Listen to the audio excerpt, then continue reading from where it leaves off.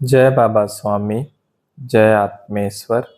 हिमालय का समर्पण योग भाग 5 का आज 13वां दिन है और हम हैं पृष्ठ क्रमांक 141 पर।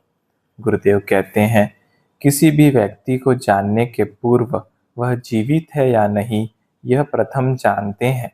और प्रथम यही पता चलता है क्योंकि व्यक्ति की मृत्यु हो जाने के 3 दिन बाद वह आभामंडल धीरे धीरे बुझ जाता है। यह प्रक्रिया कई बार मैंने स्वयं चित्त से देखी भी है। जैसे किसी बैलून में से हवा निकलती है तो बैलून कैसे धीरे धीरे छोटा होने लगता है और फिर पूरा ही बूझ जाता है। ठीक वैसे ही प्रक्रिया होती है, लेकिन ये प्रक्रिया बहुत ही धीमे धीमे होती है और इसीलिए इसे पूर्ण होने में 3 दिन लगते हैं।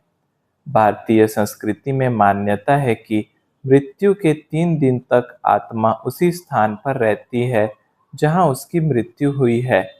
वह इस बात से ठीक ही प्रतीत होता है। तो सबसे पहले यह देखना होगा कि उस स्त्री का पति कनाडा में जीवित है क्या, और है तो किस स्थिति में है। यह उस पति के आभामंडल से जाना जा सकता है। अब भले ही वह व्यक्ति सामने न भी हो, उस व्यक्ति का नाम भी मुझे मालूम न हो, तो भी कुछ फर्क नहीं पड़ता है। वह व्यक्ति इस दुनिया में कहीं भी हो तो भी उस व्यक्ति के बारे में जाना जा सकता है। इस दुनिया में प्रत्येक व्यक्ति के हाथ का अंगूठा अलग है। किसी व्यक्ति के जैसी किसी अन्य व्यक्ति के अंगूठे की छाप नहीं होती है, और इसीलिए जिन अनपढ़ व्यक्तियों को हस्ताक्षर नहीं करना आता, उन्हें हस्ताक्षर की जगह अंगूठे की छाप ली जाती है। इसीलिए अनपढ़ व्यक्ति को अंगूठा छाप कहते हैं।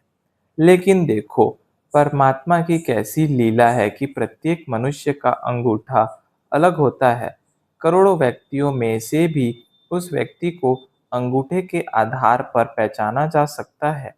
इसीलिए अनपढ़ व्यक्ति के लिए अंगूठा ही उसकी पहचान होता है। जिस प्रकार से प्रत्येक व्यक्ति का अंगूठा अलग होता है, ठीक उसी प्रकार से प्रत्येक व्यक्ति का आभामंडल भी अलग होता है। आभामंडल का निर्माण मनुष्य के विचारों से होता है, और प्रत्येक मनुष्य के आसपास का वातावरण, प्रत्येक मनुष्य की परिस्थितियां, प्रत्येक मनुष्य की विचार करने की शक्ति, विचार करने का तरीका और प्रत्येक स्थिति को, प्रत्येक घटना को देखने का नजरिया क्या है, इन सब का उसके आभामंडल पर प्रभाव पड़ता है। इस विचार करने की विभिन्नता के कारण ही प्रत्येक मनुष्य का आभामंडल यूनिक, अनूठा होता है। दूसरा, यह आभामंडल स्थायी नहीं होता है। मनुष्य जिस प्रकार से जो विचार करता है, वैसे ही उसकी हाथ की रेखाएं बनती हैं। इसीलिए हस्तरेखा का विज्ञान सही जान पड़ता है। हस्तरेखा विज्ञान वर्तमान परिस्थिति के सहारे भविष्य बता सकता है। जैसे वर्तमान में किसी मकान की नींव जितनी मजबूत और बड़ी है, उससे बनने वाला भवन कैसा होगा, इसकी कल्पना की जा सकती है। ठीक इसी प्रकार से वर्तमान में मनुष्य क्या विचार कर रहा है, वैसा ही उसका भविष्य होने वाला है। आसपास की परिस्थितियों का, आसपास के लोगों की सामूहिकता का प्रभाव मनुष्य के विचारों पर पड़ता है। इसीलिए किसी भी व्यक्ति पर प्रयोग करके यह बदला हुआ आभामंडल देखा जा सकता है। अब तो विदेशों में आभामंडल देखने के कैमरे भी आ गए हैं। उन कैमरों से किसी भी व्यक्ति के आभामंडल का फोटो लिया जा सकता है और 45 दिन ध्यान साधना सामूहिकता में करके भी लिया जा सकता है, और क्या सकारात्मक बदलाव हुआ वह देखा जा सकता है। यानी प्रत्येक मनुष्य का भविष्य इस बात पर ही निर्भर है कि वह क्या सोचता है, क्योंकि वह जो सोचता है वैसा ही उसका भविष्य बनता है। और यही कारण है कि आभामंडल ऑरा सदैव बदलते रहता है। किसी भी व्यक्ति की बीमारी शरीर पर आने के पूर्व उसके विचारों के शरीर पर आती है। पहले विचारों का शरीर खराब होता है, उसके 6 महीने बाद बीमारी मनुष्य के शरीर पर आती है। यानी एक मनुष्य को कैंसर होने के पूर्व उसके विचारों के शरीर को कैंसर हो चुका होता है। अगर यह आध्यात्मिक ज्ञान डॉक्टर लोगों को भी हो जाए तो कैंसर होने के पूर्व ही कैंसर का 6 माह पूर्व इलाज किया जा सकता है और कैंसर को शरीर पर आने के पूर्व ही रोका जा सकता है। ऐसे ही किसी भी व्यक्ति की मृत्यु होने के 3 दिन पूर्व से ही उसका आभामंडल बूझना प्रारंभ हो जाता है। यानी किसी भी व्यक्ति की मृत्यु होने के 3 दिन पूर्व उसकी मृत्यु को जाना जा सकता है। अब मृत्यु के भी 3 प्रकार है: अधिभौतिक, अधिदैविक तथा आध्यात्मिक मृत्यु। अगर भौतिक मृत्यु होने वाली है तो किसी अच्छे वैद्य या डॉक्टर को बुलाकर उसका इलाज करके उस मृत्यु को टाला जा सकता है। और अगर कोई अधिदैविक मृत्यु हो तो किसी सिद्ध पुरुष या संत से प्रार्थना करने पर अगर उनकी कृपा हो तो वह मृत्यु टल सकती है। हाँ, अगर तीसरी आध्यात्मिक मृत्यु है तो उसे टाला नहीं जा सकता और इसीलिए उस मृत्यु को टालने का प्रयास संत महात्मा भी नहीं करते हैं। ऐसे समय वह आत्मा बड़ी शांति के साथ देह त्याग करती है, क्योंकि आत्मिक मनुष्य आत्मिक मृत्यु वो मृत्यु है जो निश्चित है, जो टाली नहीं जा सकती है। और आध्यात्मिक मृत्यु के बाद मनुष्य को मोक्ष है, क्योंकि मोक्ष की स्थिति में ही आध्यात्मिक मृत्यु होती है। उसके बाद कोई जन्म भी नहीं होता है और कोई मृत्यु भी नहीं होती है। इस प्रकार से मनुष्य का आभामंडल वह है जिससे मनुष्य को जाना जा सकता है। सिद्ध पुरुष एक स्थान पर बैठे बैठे दूसरे देश में बैठे व्यक्ति का आभामंडल जान सकते हैं और वहां से बैठे बैठे ही उस व्यक्ति के आभामंडल में आवश्यक सुधार भी कर सकते हैं। सामान्यतः ऐसा नहीं करते, क्योंकि इससे उनका चित्त दूषित होता है, लेकिन विशेष परिस्थितियों में या विशेष कृपा हेतु कर सकते हैं। जब चित्त से वे ऐसा करते हैं तो चित्त भेजने पर एक प्रक्रिया चलते रहती है। वह प्रक्रिया चल रही है, इसका अर्थ है सामने वाले व्यक्ति के आभामंडल पर कार्य हो रहा है, क्योंकि कार्य पूर्ण किए बिना चित्त वापस नहीं आता है और जब तक चित्त वापस नहीं आता प्रक्रिया चलते ही रहती है। ऐसी प्रक्रिया करने पर उस व्यक्ति को महसूस होगा कि अचानक उसे अच्छा लगने लग गया है, क्योंकि आभामंडल बदला तो विचार बदले और विचार बदले तो अच्छा लगा। यानी मनुष्य कैसा अनुभव कर रहा है वह उसके विचारों पर ही निर्भर होता है और विचार जैसे होंगे वैसी ही उस मनुष्य की मानसिकता भी होगी और वैसे ही उस मनुष्य के कर्म भी होंगे और मनुष्य के कर्मों से भी उसके भविष्य का पता लग ही जाता है। आभामंडल से उस व्यक्ति के समूचे व्यक्तित्व को, उसकी शारीरिक स्थिति को भी जाना जा सकता है। इस विश्व में जितनी भी शरीर से संबंधित बीमारियां हैं वे सभी मनुष्य के चक्रों से संबंधित होती हैं। इसीलिए मनुष्य की बीमारियों का प्रभाव चक्रों पर पड़ता है। डॉक्टर को तो शरीर को बीमारी होने के बाद पता लगती है, पर आभामंडल पर तो बीमारी 6 माह पूर्व पता चलती है। इस दुनिया के एक छोर पर बैठकर दूसरे छोर पे बैठे मनुष्य के बारे में संपूर्ण जानकारी पता चल सकती है, भले ही आपको उसका नाम भी मालूम न हो। ऐसी ऐसी सिद्धियां हैं, लेकिन सब सिद्धियां चित्त सशक्त होने के साथ साथ स्वयं ही प्राप्त हो जाती है। सिद्धियों को प्राप्त करने के लिए न तो कभी प्रयास किए जाते हैं और न ही किन्हीं प्रयासों से सिद्धियां प्राप्त होती हैं। हम प्रायः देखते हैं कि जो भगवान के या देवता के फोटो रहते हैं, प्रत्येक फोटो में देवता के सिर के पीछे प्रकाश का एक सूर्य जैसा रहता है। वास्तव में वह कलाकार की कल्पना नहीं है। वास्तव में देवता स्वरूप व्यक्ति के शरीर के पीछे सुनहरे रंग का एक प्रकाश पुंज सदैव रहता ही है। सुनहरे रंग का प्रकाश उस व्यक्ति के आसपास सदैव होता ही है।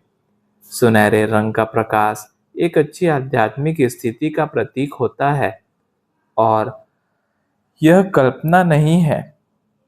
ऑरा कैमरे से यह देखा भी जा सकता है। अभी ऐसे कैमरे भी विदेश में आ गए हैं जिनसे यह सब देखा जा सकता है। आज के युग में आध्यात्मिक गुरु होने का ढोंग नहीं किया जा सकता है, क्योंकि वह व्यक्ति जो अपने आप को आध्यात्मिक गुरु या आध्यात्मिक नेता कह रहा है, वह आध्यात्मिक गुरु के स्तर का है या नहीं, यह भी जाना जा सकता है अगर वह अपना फोटो ऐसे ऑरा कैमरे से निकालने को राजी हो जाए। कभी कभी लगता है कि इस आध्यात्मिक जगत में आओ तो गुरु को परख करके ही आओ, अन्यथा आध्यात्मिकता और धार्मिकता के नाम पर मनुष्य को भटकाया जाता है। मनुष्य सदैव आसान रास्ता खोजते रहता है और कभी कभी यह आसान रास्ता ही कठिन बन जाता है। प्रायः सभी मनुष्य भले ही वे आस्तिक न हो तो भी यह मानते हैं कि कोई अज्ञात शक्ति अवश्य विद्यमान है जो सुपर पावर परम शक्ति है।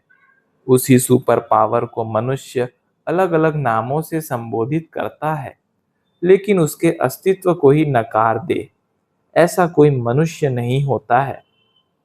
उस सुपर पावर का कोई रंग नहीं है, न ही आकार और न ही नाम है। और दूसरा, वह सदैव विद्यमान रहती ही है। वह सुपर पावर कल भी थी, आज भी है और कल भी रहेगी। इसीलिए कोई मनुष्य शरीर सुपर पावर नहीं हो सकता है, क्योंकि सुपर पावर अविनाशी है और मनुष्य शरीर तो नाशवान है। तो फिर हम जिन्हें सुपर पावर मानते हैं वे शरीरधारी कैसे हैं? वास्तव में सुपर पावर कभी देखी नहीं जा सकती और न ही वह कोई शरीर धारण करती है। लेकिन कुछ महान आत्माएं जब इस धरती पर शरीर धारण करती है तब वे इतनी शुद्ध और पवित्र होती हैं कि उन महान आत्माओं के सानिध्य में आने मात्र से ही शरीर भी पवित्र हो जाता है और वह इतना शुद्ध हो जाता है कि शरीर होते हुए भी उसमें शरीर का कोई दोष नहीं रहता है। ऐसा निर्दोष शरीर ही उस सुपर पावर का माध्यम बन जाता है और फिर जगत को उस माध्यम से ही सुपर पावर का अनुभव होता है।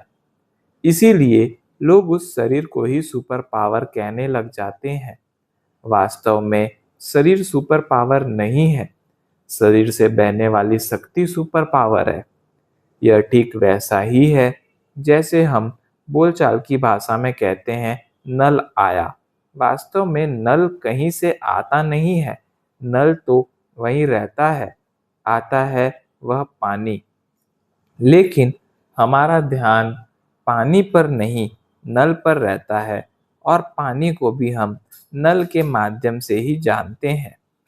पानी तो एक निश्चित समय पर आता है और जाता है, लेकिन नल तो सदैव ही स्थान पर रहता है, इसलिए हमारे करीब का होता है। इसीलिए हमारे जीवन में पानी भी आए तो उसे नल आया करके ही जानेंगे। यह मनुष्य स्वभाव है। तो मनुष्य का शरीर भी एक माध्यम है जिसके माध्यम से सुपर पावर रूपी पानी हमारे जीवन में आता है और इसीलिए हम मनुष्य के रूप में ही सुपर पावर को जानते हैं। वास्तव में जिन्हें हम सुपर पावर मानते हैं वे सभी सुपर पावर के माध्यम हैं, यानी निराकार सुपर पावर को हम साकार माध्यम के रूप में ही मानते हैं। यह मानना ही आत्मा का शुद्ध भाव है और यह केवल मनुष्य योनि में ही प्राप्त होता है।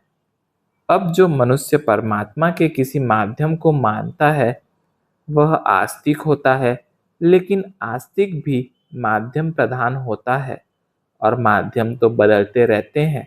अगर आस्तिक माध्यम को ही पकड़कर बैठा रहा तो माध्यम तो समय के साथ बदलेंगे और वह वही माध्यम पकड़ेगा जिसे भूतकाल के लोगों ने माध्यम के रूप में प्रस्थापित किया होगा। क्योंकि मनुष्य दूसरों को देखकर प्रभावित होता है। जिस माध्यम को लोग मानते हैं उस माध्यम को वह भी मानता है। लेकिन प्रस्थापित माध्यम सदैव भूतकाल के होते हैं और उनको मानने वाले लोगों की संख्या भी खूब होती है। ये माध्यम मनुष्य की पहुंच के बाहर होते हैं और वे भूतकाल में थे, यानी माध्यमों का पता उनके जीवन काल के बाद ही चलता है। वे माध्यम भूतकाल के हैं, इसीलिए वे जीवंत अनुभूति नहीं करा सकते हैं।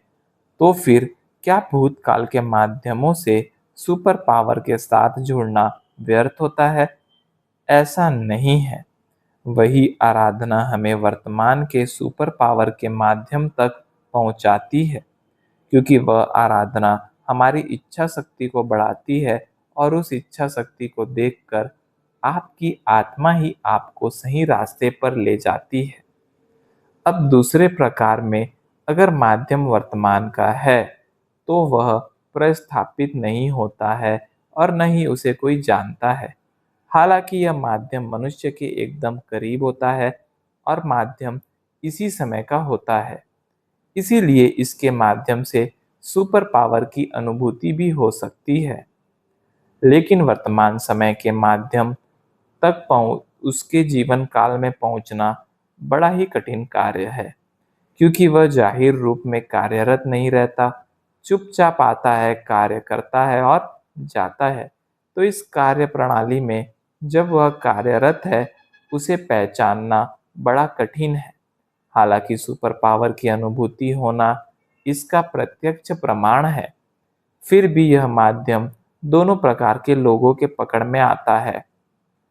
एक तो जो पूर्ण नास्तिक है, जिन्होंने किसी भी माध्यम को पकड़ा नहीं है, लेकिन वे इतना अवश्य मानते हैं कि इस विश्व का संचालन करने वाली कोई तो सुपर पावर है जिसे हम अलग अलग नामों से पुकारते हैं।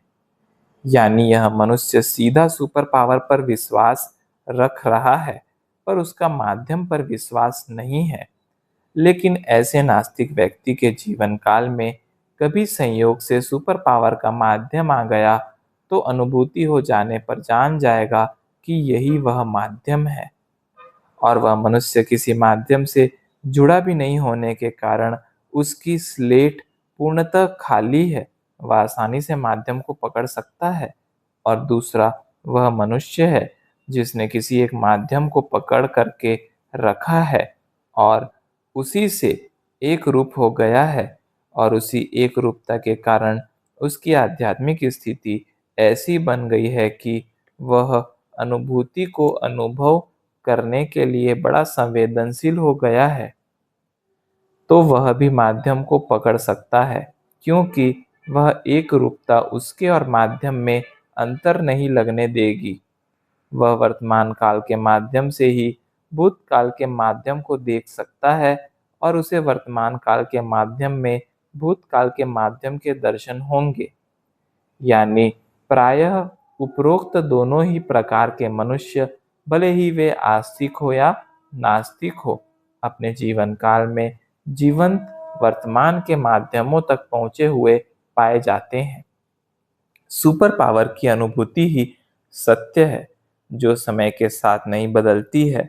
सुपर पावर एक ही है और सुपर पावर की अनुभूति भी एक ही है। अनुभूति पर माध्यमों का और समय काल से कोई अंतर नहीं होता है।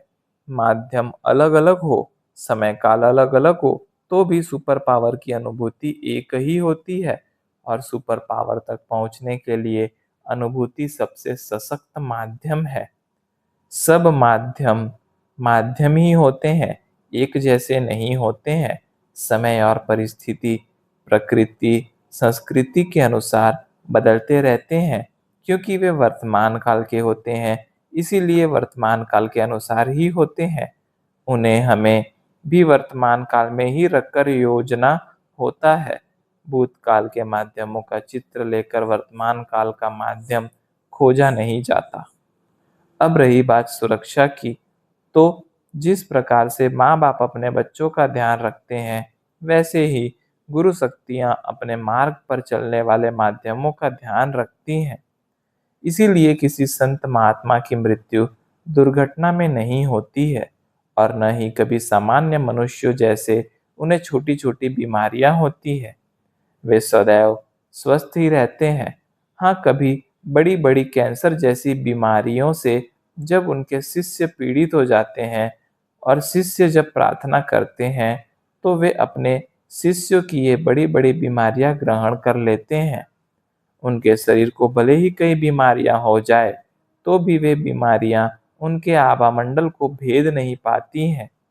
उनके विचारों का आभामंडल सुरक्षित बना ही रहता है और उनकी समाधि के पास भी चैतन्य का प्रभाव बना ही रहता है।